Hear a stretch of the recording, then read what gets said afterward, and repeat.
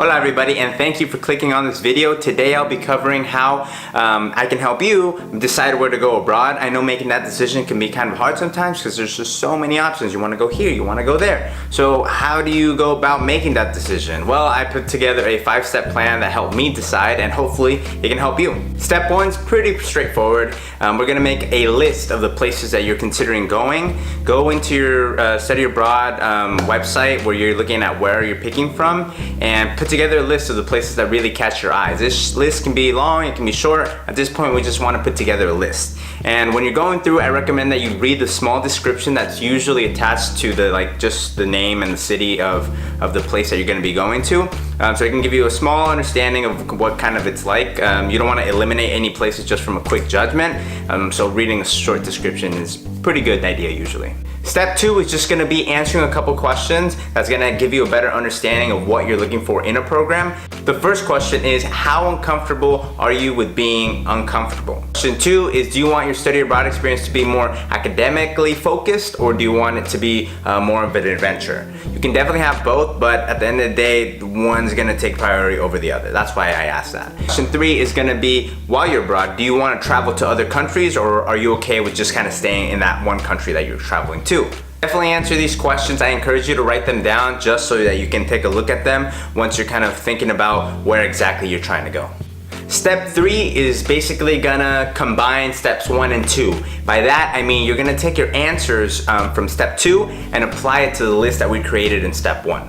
And let me give you a quick rundown of what that's gonna look like exactly. With question 1, if your answer was who is okay with being uncomfortable a lot?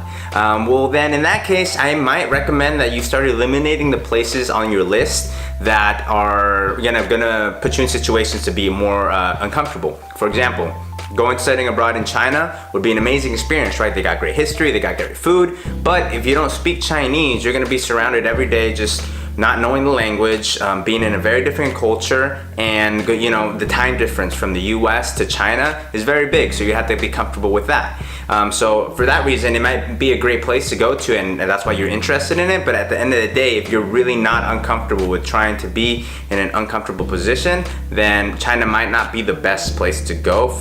That's just one example. I do encourage you to really try to push yourself and go outside of your comfort zone, but at the end of the day, you know yourself best, and if it's not gonna make you happy, it's not gonna, it's just not good for you, then probably don't go to a place like that. But yeah, definitely think about the details and apply what you're okay with and what you're not okay with that list, and start kind of taking off some of the ones that maybe they sound interesting, but at the end of the day, you're not gonna be completely okay with being there, comfortably speaking wise. Second question, the way you're going to apply that is if you're looking for more academically focused study abroad programs. There are some places that you go study abroad that just might not go hand in hand with what you're studying, and in that case, it's not worth it to go there for you. If you're studying English, and when you go to China, they don't have any English classes for you to take, there's focusing on engineering or on philosophy or whatever, then it's not going to make sense for you to go there. On the other hand, if you answered, I definitely want more in an adventure, well then I start recommending that maybe you go to a place that's very different to what you are already living in. So if you're from the US, probably not the best idea to go to Australia or England. Great places, but if you want that adventure, definitely something a little more different where you don't speak the language, or just something you're not really have a strong connection to, would be really great. So like I said, depending on your answer to that question, just go through that list again and start taking out the ones that might not go hand in hand with the answer that you came up with. Question 3 is probably the easiest one to apply to the list, and that's because it's dealing about more traveling, and with some places it's just easier to do. Like if you're studying abroad in Italy, it's very easy to travel over to other parts of Europe just because there's a lot of trains, very cheap flights, and it's more accessible because everything's close and together. But if you're in a country like Australia, well, not only is it like a huge, just secluded by itself, yes, you have New Zealand and Papua New Guinea kind of close by, but at the end of the day, you are on like a big continent, kind of isolated with no other big places to travel to that close. And I'm not sure about the flights, but I would assume they're kind of pricey.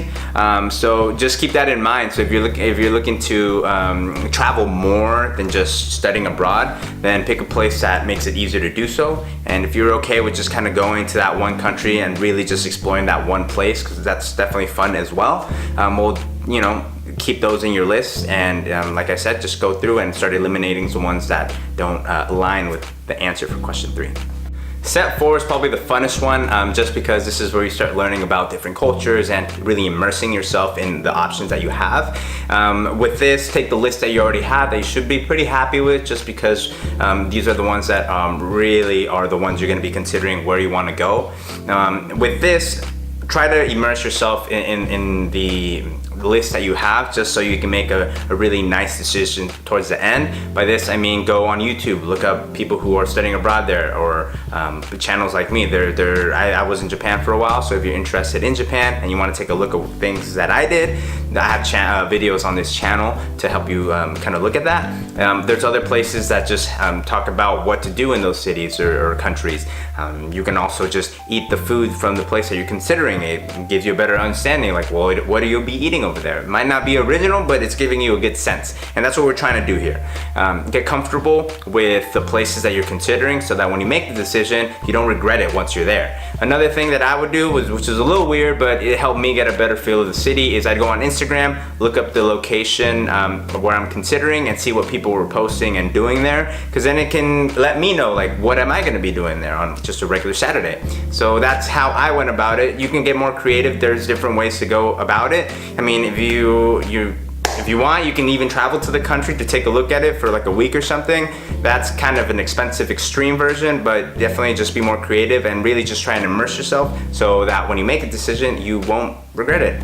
Yeah. After you finish this researching kind of bit, this can take as long as like a few weeks, a couple days, you know, it's really up to you. But once you finish that, well, I recommend that you start ranking them, just because you do want to have a preference to the places that are your priority. So, step 5, hopefully at this point your list isn't too overwhelming like it was at the beginning, and it's making the decision of where to go a little bit easier. Because at this point, you're gonna take the few countries that you have left on your list and you're gonna apply to the study abroad programs.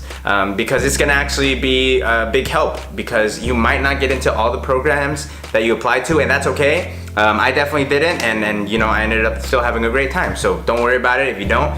But the ones that you do, it makes your decision easier because it makes your list smaller. So once you have your list and you apply, the ones that you do get into, look at the way you ranked them before and pick the one that's closest to the top.